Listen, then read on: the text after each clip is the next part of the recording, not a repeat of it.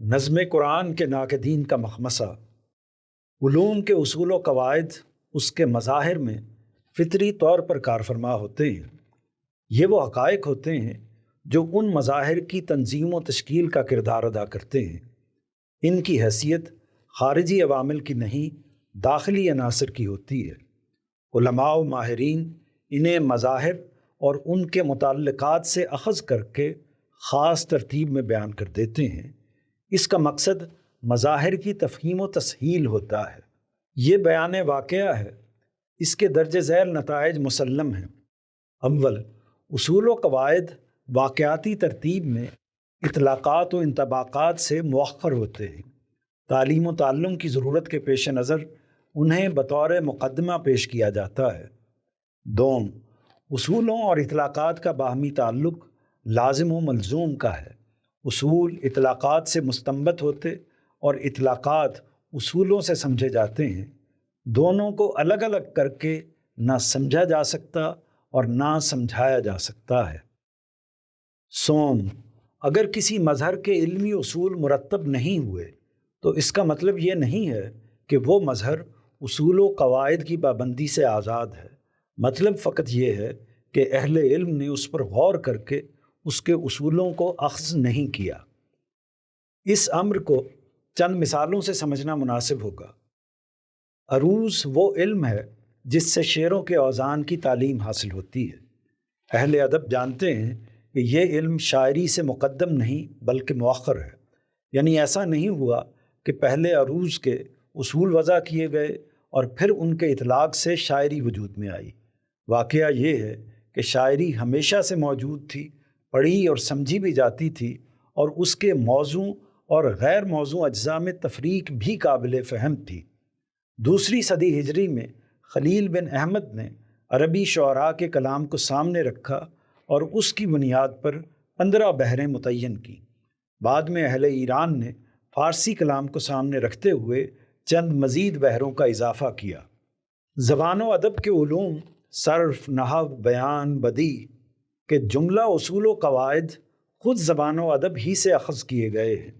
ماہرین لسانیات نے نظم و نثر اور خطبات و مکالمات کے ادب پاروں کو سامنے رکھا ہے اور اسم، فعل، حرف، فعل، فاعل، مفعول، تشبیہ، استعارہ، مجاز، کنایہ اور تضاد، مبالغہ، تعلیل، تجنیس کے مختلف اور متنوع اصول متعین کیے ہیں۔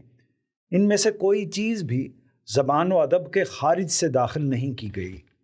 یہی معاملہ اسلامی علوم کا ہے۔ تفسیر کی کتابیں مقدم ہیں اور اصول تفسیر کی کتب مؤخر ہیں، بلکہ ان میں سے بیشتر دور حاضر میں تالیف ہوئی ہیں۔ حدیث کے مجموعے پہلے مرتب ہوئے اور اس کے رد و قبول اور فہم کے اصول بعد میں ترتیب پائے ہیں۔ فقہ اور تاریخ و سیرت کی بھی یہی صورت ہے۔ چنانچہ ان علوم میں اصل حیثیت تفسیر، حدیث، فقہ، سیرت کے متون کی ہے، جو ایک پہلو سے اصولوں کا ماخذ اور دوسرے پہلو سے ان کا اطلاق قرار پاتے ہیں۔ لہٰذا ان علوم کے اصولوں کو ان کے ماخذ اور اطلاقات سے الگ کر کے سمجھنا ممکن ہی نہیں ہے۔ یہ تقریر عالم شہود کے جملہ علوم سے متعلق ہے۔ ان علوم کا معاملہ اس سے بالکل مختلف ہے جو تخیلی، باطنی اور روحانی واردات اور ماوراء طبیعیاتی احوال کی جستجو کے لیے وضع کیے جاتے ہیں۔ یہ علوم چونکہ معدوم و موہوم پر غور و فکر کے مقصد سے تشکیل پاتے ہیں، اس لیے ان کے اصولوں کی تخریج کے لیے مشہود، محسوس اور مجسم مظاہر غیر موجود ہوتے ہیں۔ گویا نہ وہ مصادر فراہم ہوتے ہیں جن سے اصولوں کا استخراج کیا جا سکے، اور نہ وہ مظاہر دستیاب ہوتے ہیں جن پر مستخرجہ اصولوں کا اطلاق کیا جا سکے۔ لہٰذا ان علوم میں نہ اصول تشکیل پاتے ہیں اور نہ ان کے اطلاق کی ضرورت پیش آتی ہے۔ ان علوم میں اصولوں کی جگہ مضمومات، قیاسات، احتمالات اور متخیلات ہوتے ہیں، جنہیں تفہیم مدعا کی خاطر یا تمہید کلام کے پیش نظر یا تعلیم و تدریس کی غرض سے اصولوں کے پیرائے میں بیان کر دیا جاتا ہے۔ غیر واضح چیزوں کی تحقیق و جستجو کے لیے یہ طریقہ غلط نہیں ہے۔ سائنس جیسے خالص مادی علم میں بھی جب نامعلوم حقائق کی تحقیق پیش نظر ہو تو اسی طرح قیاسات اور مفروضات کو اساس بنایا جاتا ہے۔ حیاتیات میں ارتقاء اور طبیعیات میں بگ بینگ کے تصورات اسی کی مثال ہیں۔ اس تفصیل کا خلاصہ یہ ہے کہ عالم شہود کے مصادر علوم اور عالم خیال کے مصادر علوم ایک دوسرے سے یکسر مختلف ہیں۔ ایک کے مصادر مشہود اور دوسرے کے غیر مشہود ہیں۔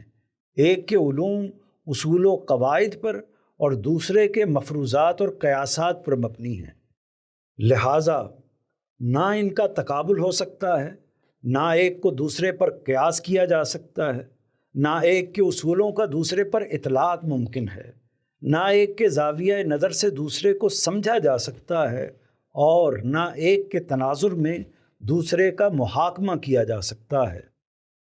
نظم قرآن کے ناقدین کا مخمصہ یہ ہے کہ وہ مؤخر الذکر علوم کے دائرے میں کھڑے ہو کر مقدم الذکر طرز کے ایک علم پر جراح کر رہے ہیں۔